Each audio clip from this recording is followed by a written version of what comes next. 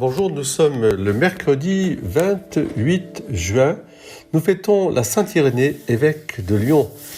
Grand évêque, non pas le fondateur de l'église de Lyon, mais c'est celui qui a vraiment assis la Gaule dans cette chrétienté avec son fameux traité Adversus Hereses. Nous sommes au IIIe siècle de l'ère chrétienne et nous avons un évêque magnifique qui vient de l'Asie mineure.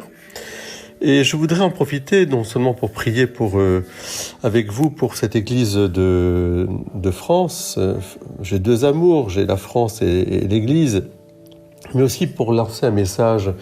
Quand je vois ces missionnaires qui sont venus évangéliser la France, je me dis en cette heure où nous avons tellement besoin de prêtres partout, je lance un appel vraiment pour qu'on prie pour les vocations, pour qu'on prie aussi pour que nos évêques ouvrent largement leurs portes à des vrais missionnaires, c'est-à-dire à des prêtres zélés qui viennent s'inculturer dans notre beau pays de France pour apporter justement cette joie de la foi.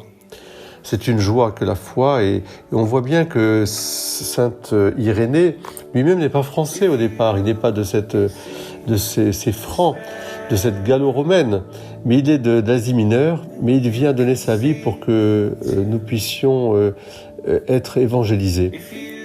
Alors il a écrit ce fameux traité, et je pense qu'on peut se servir de cela pour garder une grande espérance, non pas fermer les églises, non pas fermer les paroisses ou les restructurer de telle sorte qu'elles n'atteignent plus personne, mais au contraire mettre des prêtres zélés. Ça demande aussi, je pense, un appel à la conversion, à la mission. Comme disait saint Irénée, la splendeur de Dieu est vivifiante.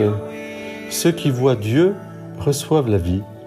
C'est pourquoi lui, l'insaisissable, l'incompréhensible, l'invisible, se donne aux hommes en se rendant visible, compréhensible et saisissable pour vivifier ceux qui le reçoivent et ceux qui le voient. Car vivre sans la vie, c'est impossible. La substance de la vie vient de la participation à Dieu, et participer à Dieu, c'est voir Dieu et jouir de sa bonté. Ainsi, les hommes verront Dieu pour vivre. Par cette vue, ils deviennent immortels et arrivent à Dieu. Je l'ai dit.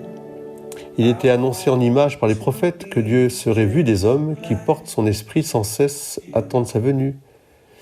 Et ce jour, nous l'avons vu dans le Christ Jésus, notre Sauveur. Car la gloire de Dieu, c'est l'homme vivant, et la vie de l'homme, c'est la vie de Dieu. Alors je vous demande de prier avec moi Saint Irénée en ce 28 juin, ne pas baisser la tête et au contraire encourager nos évêques à accueillir des prêtres zélés missionnaires. Si nous n'avons plus de prêtres pour l'instant dans notre beau pays de France, il faut en faire venir. Voilà, c'est mon message du 28 juin, le lendemain de mon ordination sacerdotale. Soyez bénis. Très belle journée à vous tous.